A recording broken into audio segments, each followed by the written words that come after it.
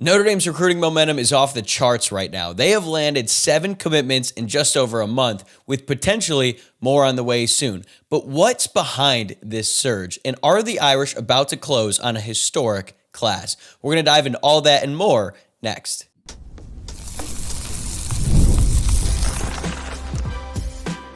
You are Locked On Irish, your daily podcast on the Notre Dame Fighting Irish. Part of the Locked On Podcast Network, your team every day. Hello and welcome in. This is Locked On Irish, your daily Notre Dame podcast. My name is Tyler Wojciak and I'm the host. I'm a Notre Dame alum, producer at Fox Sports, and I've been podcasting about the Irish since 2020. Today is Thursday, May 8th, and whether you're listening on your commute or watching on YouTube, thank you for making this your first listen of the day.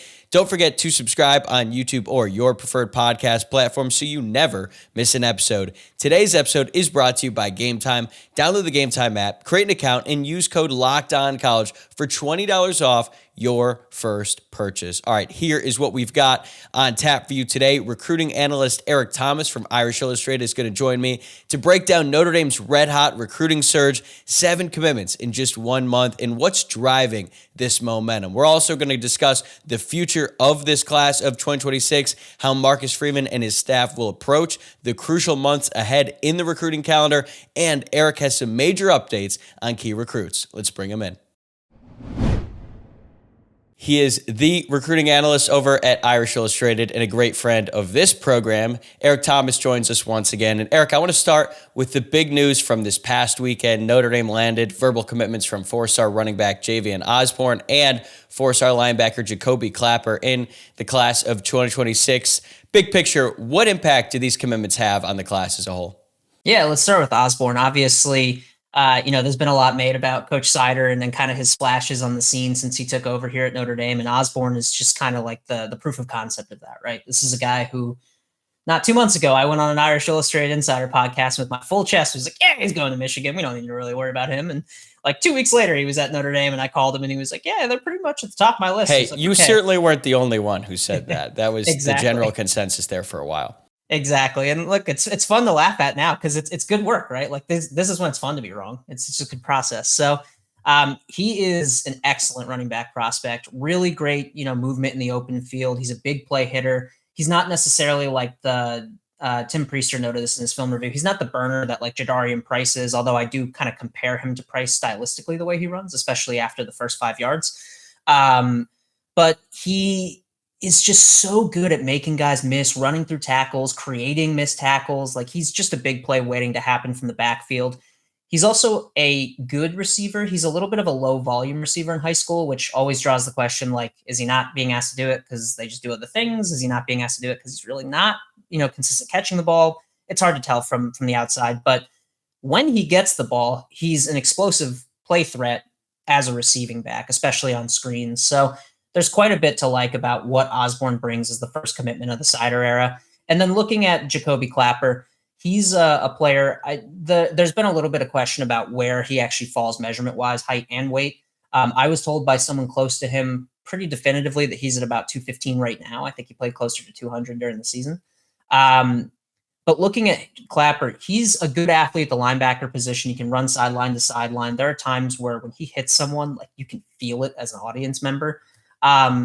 He's a really versatile linebacker. I think the biggest thing about Clapper is he's not necessarily like, oh, he's an elite X, Y, or Z, right? He's just a very complete football player, probably a plus athlete overall for the position when you're looking at, just the overall scale of linebackers that were available. And if you're looking at the class as, they're trying to add Thomas Davis Jr., Tank King, and Jakobe Clapper as a 3.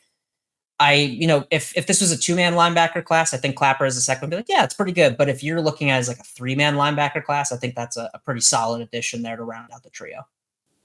Okay, so I have a couple follow-ups there. Let's start with Osborne because he is the first running back commitment in the class, the first under new running back coach Jawan Sider.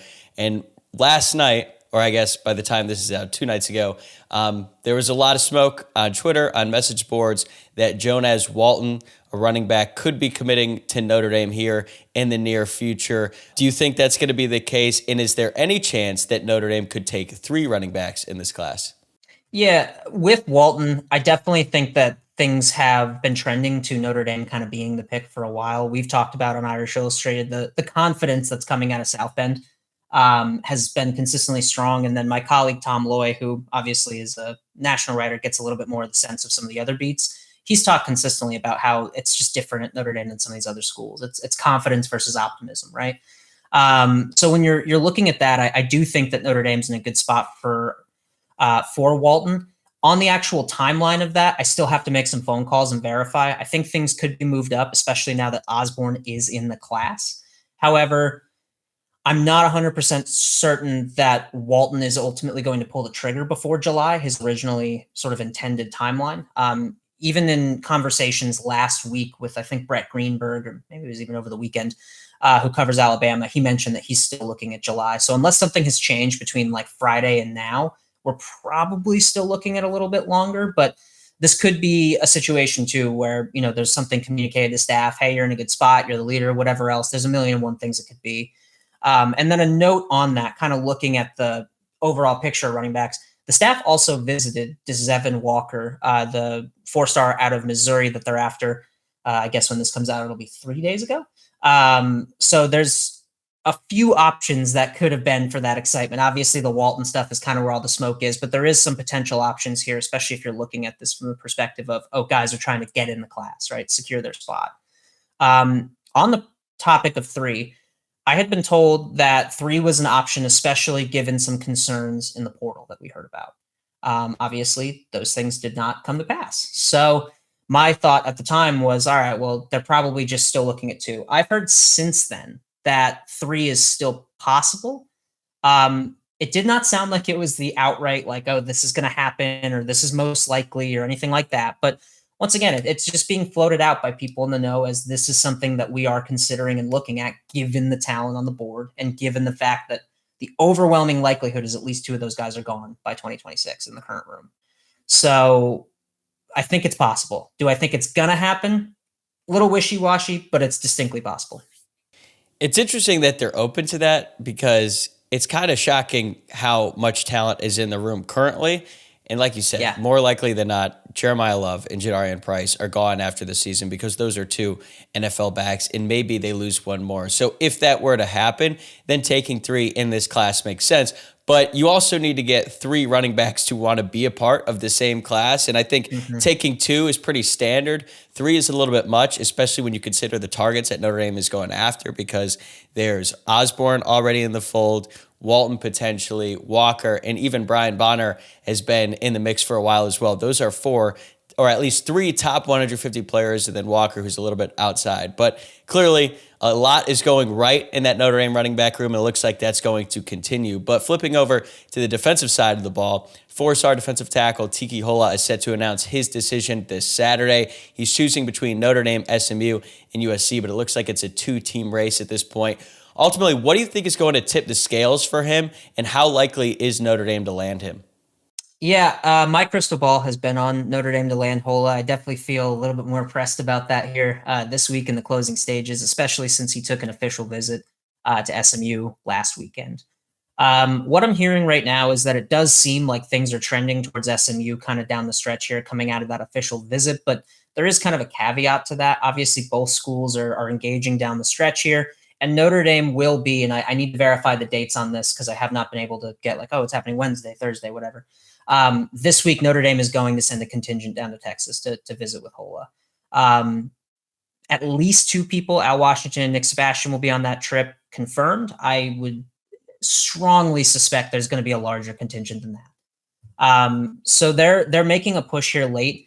Some of the big factors in this one, obviously, being from Texas, the local quote unquote school is more important. He's not like around the corner from SMU, but he's close enough that it's closer than Notre Dame.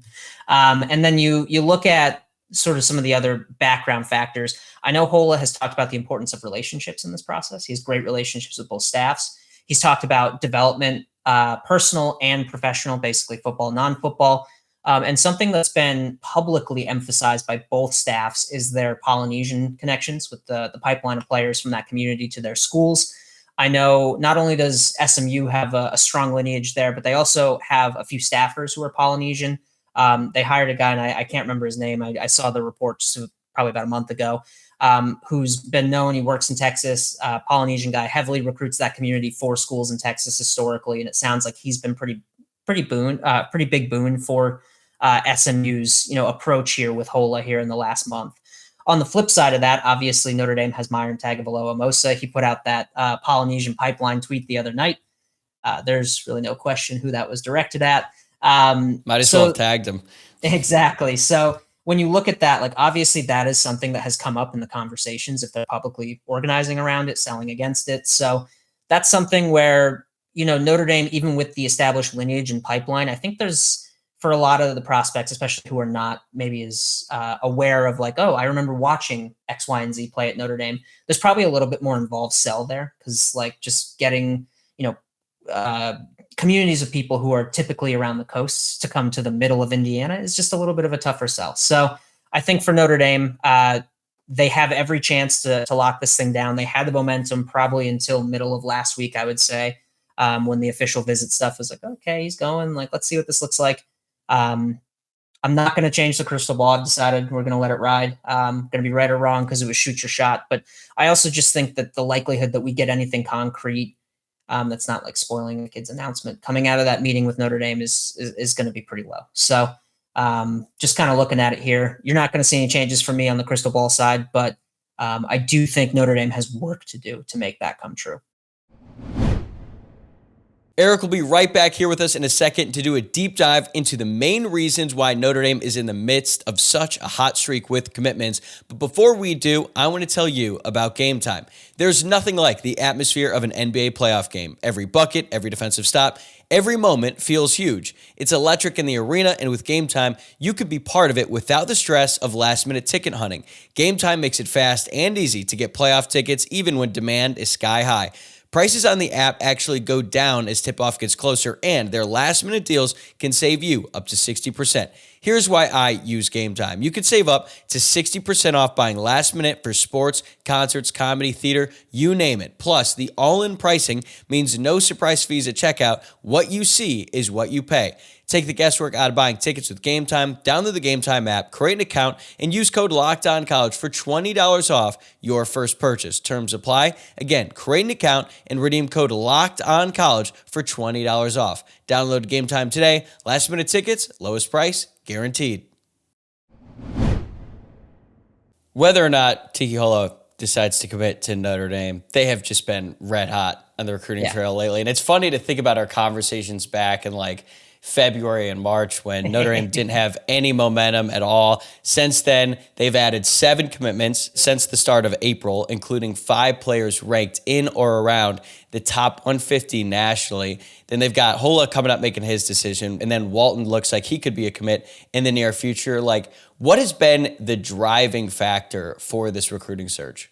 Yeah, it's interesting. I mean, from like a very baseline level, and like I know there will be some fans who bristle at this. They always do when I mention on our board. Now that Notre Dame is not engaged in a playoff run and they can actually like focus on recruiting, you're seeing the returns of that. You're seeing like, okay, they've made contacts. They can kind of really focus on this. And there's returns coming from that, within a few weeks of them kind of shifting that focus.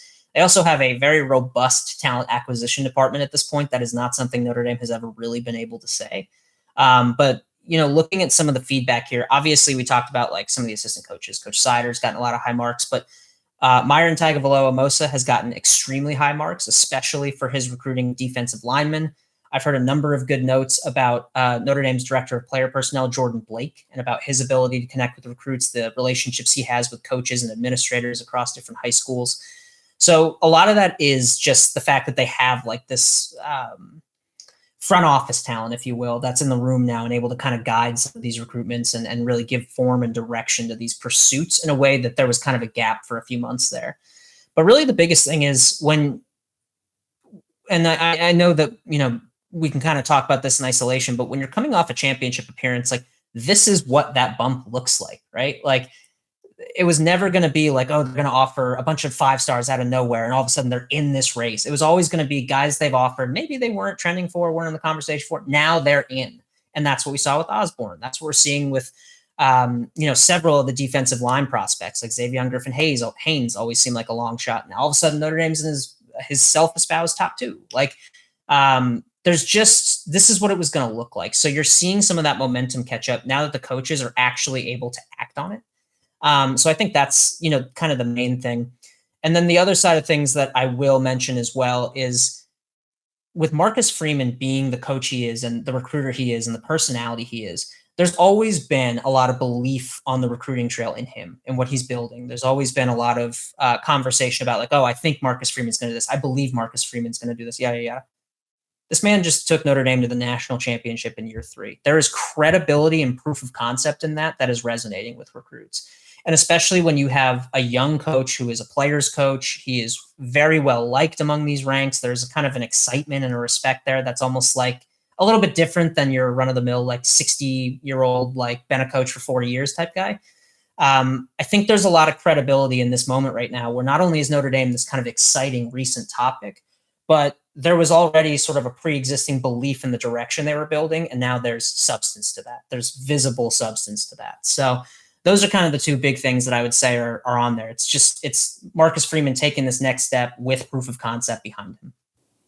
And to your point, not only is Marcus Freeman just a dogged recruiter as it is, he has more time to direct all of his focus, or at least the majority of it, considering he's constantly being pulled in a bunch of different directions, but towards recruiting. Because to your point about them not being able to do it as much during the playoff run, well, then Freeman had to basically assemble somewhat of a new staff and certainly a new personnel department in February after Chad Bowden left. But you said something there that really stuck out to me about how Notre Dame's talent acquisition department is much bigger than it has been in the past. Is that part of just Mike Martin putting his fingerprints on this new personnel department, or were they already in the process of growing and then they added Mike Martin and then they continued to build around him? I think that the process was like the groundwork for that growth was already in place. Notre Dame was going into this offseason with a plan to be more competitive, especially as we head into the era of like revenue sharing, roster limits, hopefully some, general regulation to the timeline and the functions of the portal. Like with more rule sets, you need experts in the room who are going to understand how to manipulate and succeed within those things. So Notre Dame was always kind of moving in this direction. I think the biggest thing about Mike Martin so far is, from the feedback I've gotten at least, is his ability to listen. He knows he's an NFL guy. He knows that the high school relationships and the high school recruiting stuff is going to be a learning curve. And from conversations with people, around the program, people who have spoken with him, it seems like he has entered this position with a overt willingness to learn, which might sound like, oh yeah, that's kind of run of the mill. But for people in positions like this high up, like not everyone walks into things like that. Like they don't always walk into things ready to roll. Like, okay, I need to learn. I need to be asking questions. I need to be listening. And that's what he's been doing. He's a very active listener. The other side of things is, from an organizational standpoint, his biggest value add to the Lions was almost like, it's not even just what he was as a scout. It was the systems he put in place for scouts to report information, to have consistent flow of communication so the board could update. It was process and systematic improvements in the background that allowed that department to be more efficient and, I guess maximizing their outputs, right? You want to have as many inputs and all these data points as possible, but if you can make that efficient and lower your input number or automate that process within, your flow of work, you can get a lot more from your outputs. And that's what he's doing with the Notre Dame recruiting department. Everything is about flow of information and about trying to make sure that everything they do is a little bit more cohesive, even if they are going to run some of these position groups as silos within, their position coaches.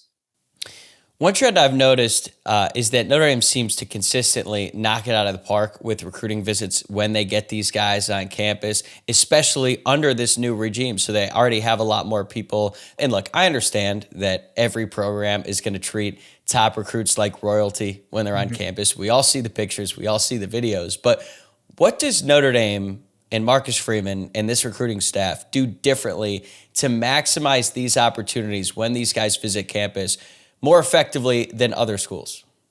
Yeah, I think it starts with the upfront evaluation, right? Like Notre Dame talks all the time about, oh, this guy's a profile fit. This guy's a fit here. This guy fits what we want here. And there's a lot of work that goes into identifying that up front. In every class, you're going to have the guys you reach for, the guys who maybe aren't as natural of a fit, and you're going to go to battle for. There was a quarterback class people might remember. But when you're looking at the way Notre Dame maximizes this, they filter that information up front because they know that they have something unique to sell. And when I say unique, it's not just like, oh, it's special, it's different, but like different is really important in recruiting.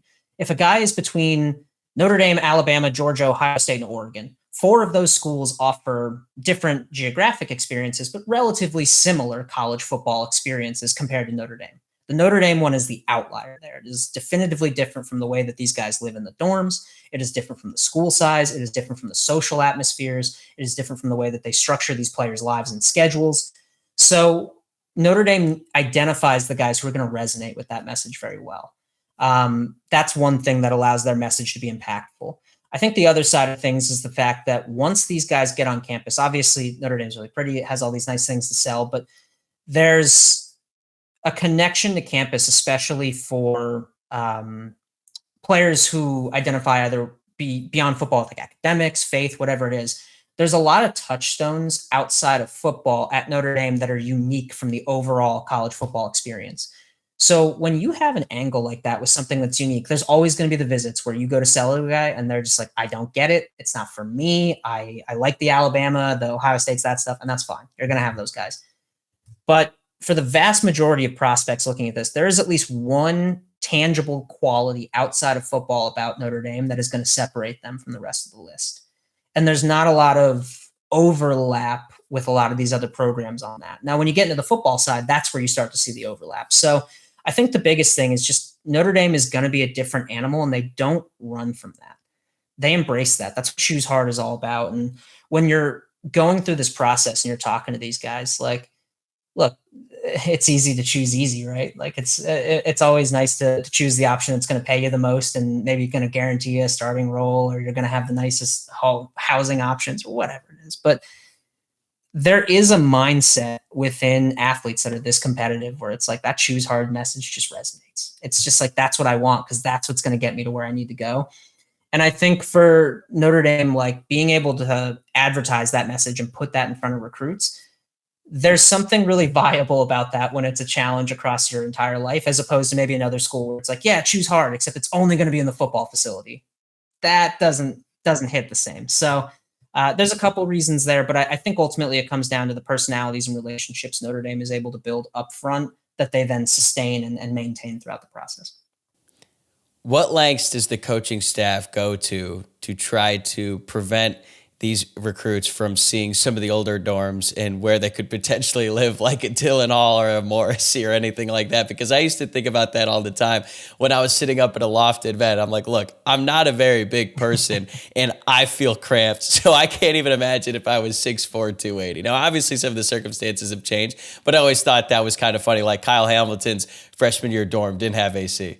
Yeah, no, I can tell you from experience, when I was at Notre Dame, I lived in Dunn Hall, which was brand new, very nice, very lucky. Yeah, you got one of the nicer ones. I did. I was very privileged. Flip side of that was my dorm room became the tour dorm room for recruits. They were in there all the time. They would meet with Father Matt, who was the rector at that point, just like all the time. It was probably once or twice a week I was bringing kids through Dunn. So it happens. Once the new dorms came up, those became the focus, the kind of the one side where you wouldn't see that is with, if they were with a player host. If the player lived in alumni, they were hanging out in alumni. Eric and I still have a lot more to get to, including how the coaching staff is going to approach arguably the most important phase on the recruiting calendar. But first, a message from Amazon Fire TV Stick 4K. Did you know your Fire TV is also an Xbox? Turn any TV into your gaming and entertainment hub with Fire TV Stick 4K devices. No console required. Just grab your paired controller, subscribe or sign in to Xbox Game Pass Ultimate with EA Play included, and you're ready to play. Dive into hundreds of premium titles from EA Sports College Football 25 to Call of Duty Black Ops 6 and Avowed as easily as you stream your favorite shows. It's gaming made simple, and it's all on your Fire TV. With 4K streaming, watch more than 1.5 million movies and TV episodes from your favorite subscribed services like Netflix, Prime Video, Disney+, Max, and more. Fire TV Stick 4K has endless entertainment options, whether you're a hardcore gamer or just love watching shows and movies. Head to Amazon.com/Fire TV Locked On to get started. Xbox Game Pass Ultimate subscription and compatible controller required. Available on select devices, including Fire TV Stick 4K 2nd Gen, Fire TV Stick 4K Max 1st and 2nd Gen, and Fire TV Cube 3rd Gen.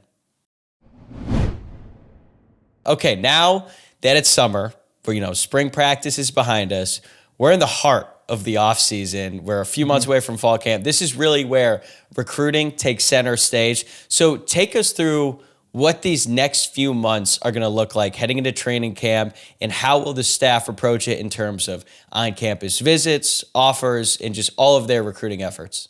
Yeah. So May is chaos. It's like coaches on the road. It's visiting a lot of prospects, not only in 2026, but you're going to see a lot of work with 27. And we're even seeing like more 2028 visits or 2 classes out visits than you normally would. So there's definitely an effort to get out ahead of things this May. That's even more concentrated than it was, I think, last year. Beyond that, there is a large slate of commitments in May every single year. It's the kids who want to beat out the official visit runs and all that. So off the top of my head, there's Tiki Hola on May 10th. Jordan Thomas announced he's going to commit on Monday evening, as you mentioned, so May 12th. And then tight end Gavin Mueller, I think it's May 14th is his commitment date as well. So you can see like they're just structured all throughout the month. Beyond that, a lot of this period is like, let's lock in official visits. We saw it the other day. Grayson McKeo from out here in Pennsylvania is a guy who locked in his official visit, had been discussed for a long time. They finally got on the books. Just when does that official visit period open up? Because they can't visit campus in May, right? It's June. So technically they can. Okay. The official visit calendar opened at the very, very tail end of April. And you can take official visits through May. Most people don't. The vast majority of official visits are always going to be structured in June. It's easier for the colleges to do so because, one, they can kind of structure those events as like bigger tentpole events and get a bunch of people on. But the other side of things is when they make their calendars in June, basically everything they do is going to be structured around recruiting. Like they have the eval camps and then they run through for, any sort of summer off-campus activities that they run, NIL opportunities for the team, whatever it is. And then they run into the official visit. So everything is kind of neatly tailored in June. However, like a guy like Nick Reddish, he took an official visit last week, and I think it was Indiana was that visit. And he's had a couple since then. So you can take them, but May and April official visits are for the kids who are taking like 9 official visits. And then, like I said, in June, you're getting the OVs is going to be the vast majority for Notre Dame. The big ones are going to be June 13th, June 20th. Those are kind of their massive swing weekends, if you want to call them that. And then coming out of June, which, like I said, is really prospect camps, on-campus focus. July is, it's a dead period. It's kind of quiet from like a coaches are talking to or coaches are meeting with perspective. But once again, July is a big run of commitments. It is closing arguments. It is making sure that what went over in the official visit is kind of resonating going into that announcement. It's a lot of finishing touches and details before they head into August. August also has a decent number of commits, but obviously the coaches have to scale kind of into their actual, workflow of like for the season and preparing. So at that point, you start to see like a lot of the work for August commitments happens in July and very early August as they start to, transition away to the other side. So it really is a sprint. Like you said, the main meat of this next few months is just going to be focused on finishing out 2026 and laying foundations for 27. And then it jumps right into the season. Looking at the remaining needs in the class of 2026, what positions do you expect Notre Dame to prioritize the most in these next few months? Yeah, I made a little tier list for this because I think it's important to kind of look at these in different contexts. Top tier for like they need to look at this. Tight end, interior defensive line. Obviously, Hola's announcement could change that a little bit, but they don't have a prospect committed in either ranks and they need them. So, if you're looking at this as a class where they need at least 2 of each and they have 0, those are like paramount. Interior defensive line and tight end both have commitment options by May 14th, as I said. I also really like where Notre Dame stands with Evan Jacobson, tight end. Sounds like they're in the top 2 for tight end Ian Premer, which is great because I think last time I was on here, they might be top 3, top 5. We don't know. Top 2, we're good. They did get the high mark that they were hoping for. So that's a major boon for Notre Dame as well. Second tier beyond that, I wrote wide receiver, running back.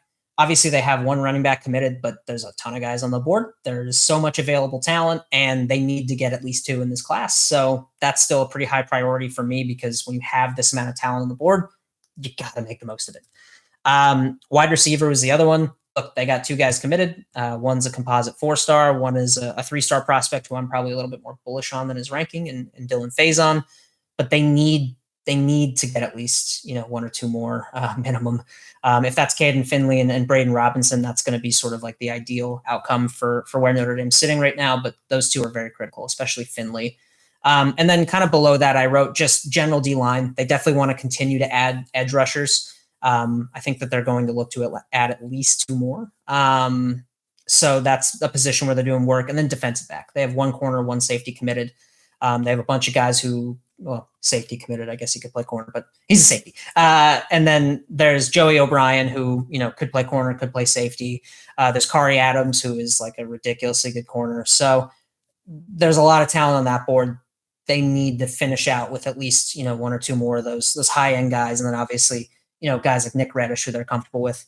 And then on the bottom end of the list was offensive line and linebacker. They got two linebackers committed. They got 4 offensive linemen committed. They're in a very healthy spot there. They're still kind of, picking and choosing, taking their hunts to some selected targets there, but it's not a major pressing need at this point. All right, last question for you. Notre Dame has yet to offer a quarterback in the class of 2027, at least at the time of this recording. And it feels unusual given their tendency to prioritize quarterback recruiting very early on, as they did with Noah Grubb, and it resulted in a commitment before his junior year of high school. So what's the latest on their quarterback recruiting efforts for 2027, and when do you expect them to make a move? Yeah, Gino's been a busy man. Gino Guidugli's been hitting the road. So just over the last... Anything going on for him this summer? Yeah, maybe just hanging out. Over the last week or two, he's visited with 2027 quarterbacks, Hank Hendricks, Colton Nussmeier, Trey Wright, Jerry Meyer III, Malachi Ziegler, Peyton Houston, Gunnar Rivers, and I don't think he is anymore, but at least one time number one prospect, Elijah Haven. There's been a lot of focus on that this offseason, where they're going to schools, they're watching these guys practice, they're watching them throw, which was obviously the big hang up.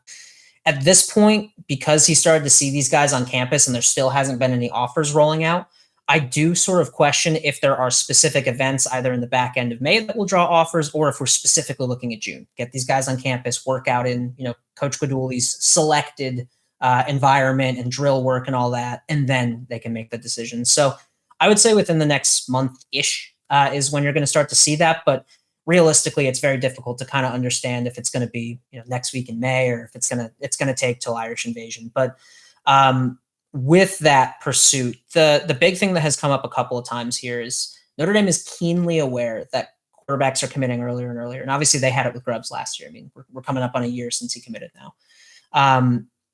There is a fear, I think, at Notre Dame, and maybe fear is too strong of a word, but an apprehension around what happened with the running backs last year, and if that were to happen with a quarterback.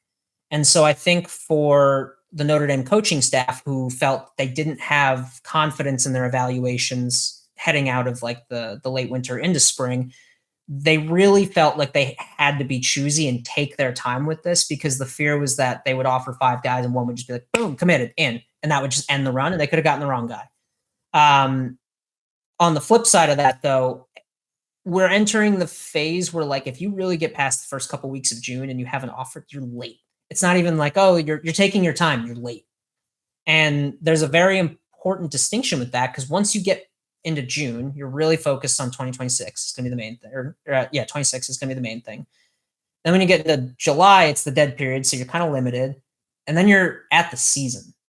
So you really need to get these offers out ahead of the main push in June to focus on 2026, which is going to be like the second week on. It's really critical to kind of beat that timeline and get out ahead of things. Eric, this has been great, and you can read all of his work over at irishillustrated.com, so make sure you are subscribed to that if you are not already. Also, you can listen to his podcast, Tracking the Trail with Drew Mentok, which is officially back after a brief hiatus. But thanks as always for the time, man. I'll be in touch. I'm sure we're going to be talking a lot here over the course of these next few months, man. It's going to really ramp up. Absolutely, man. Always a pleasure. Appreciate it. All right, that's a wrap for this episode. Thanks again for making Locked On Irish your first listen of the day. I'm going to be back right here tomorrow morning with another Top 5 Friday episode, so make sure you tune into that. And if you have not already, make sure to subscribe on YouTube or follow the podcast so you don't miss any of our daily content. Same time, same place tomorrow. I'll see you then.